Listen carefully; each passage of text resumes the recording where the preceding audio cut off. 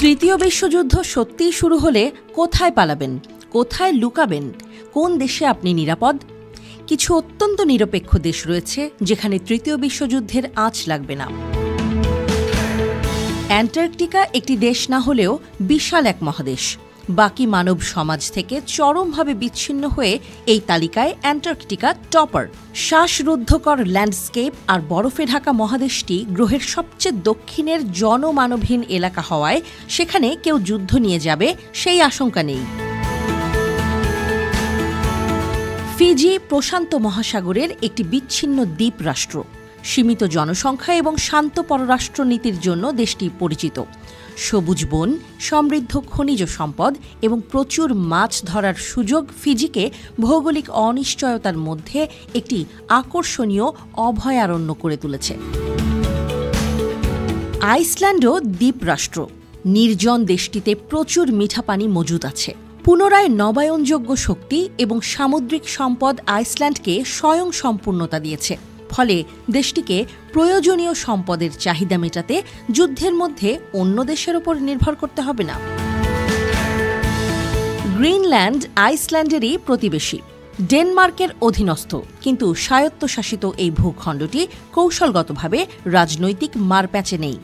NATO সদস্য হিসেবে Denmark যদি তৃতীয় বিশ্বযুদ্ধে জড়িয়েও যায়, তবুও গ্রিনল্যান্ড তুলনামূলক নিরাপদ, কারণ সেখানকার পাহাড়ি ভূখণ্ড যে কোনো আক্রমণের ক্ষেত্রে বেঁচে থাকার জন্য একটি সুবিধাজনক অবস্থান। নিউজিল্যান্ড তার স্থিতিশীল গণতন্ত্র এবং যুদ্ধ থেকে মুক্ত ইতিহাসের জন্য পরিচিত উন্নত দেশ।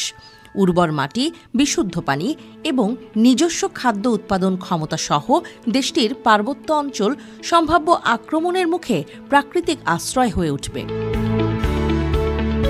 ভুটানের হিমালয় বেষ্টিত অনন্য অবস্থান যুদ্ধের সময় চমৎকার আশ্রয় হয়ে উঠবে, কিন্তু দেশটি যুদ্ধ থেকে দূরেই থাকবে, কারণ কূটনৈতিক জটিলতা এড়িয়ে চলা ভুটানকে আক্রমণের যৌক্তিক লক্ষ্য হিসেবে কেউ ভাববেই না বলা যায়।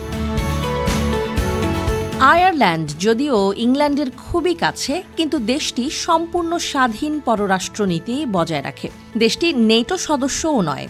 সামরিক নিরপেক্ষতা, সরকারি অনুমোদনের প্রয়োজনীয়তা এবং বিদেশি সংঘাতের জন্য জাতিসংঘের অনুমোদন আয়ারল্যান্ডকে নিরপেক্ষ করে তুলেছে।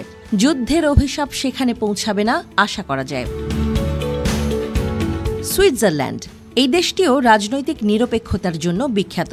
সেখানকার পার্বত্য ভূখণ্ড, ল্যান্ডলকড জিওগ্রাফি এবং অসংখ্য পারমাণবিক আশ্রয় কেন্দ্র বিবেচনায় রাখা দরকার। পাহাড়ে ঘেরা দেশটি যুদ্ধবাজ প্রতিবেশীদের বিরুদ্ধে শক্তিশালী প্রতিরক্ষা তৈরি করে। ইন্দোনেশিয়া ভৌগোলিক রাজনীতির বিষয়ে ঐতিহ্যগতভাবেই নিরপেক্ষ। দেশটির পররাষ্ট্রনীতি মুক্ত এবং সক্রিয়।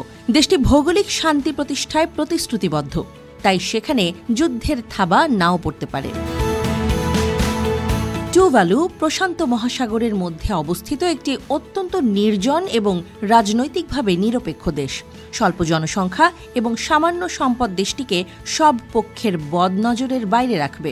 স্বয়ংসম্পূর্ণ টুভালুর জনগণ তাদের নিজেদের খাদ্য এবং প্রয়োজনীয়তা নিজেরাই মেটায়, ফলে তারা কারও মুখোপেক্ষী নয় এবং যুদ্ধ পরিস্থিতিতে সম্ভবত দেশটি বিচ্ছিন্নই থাকবে।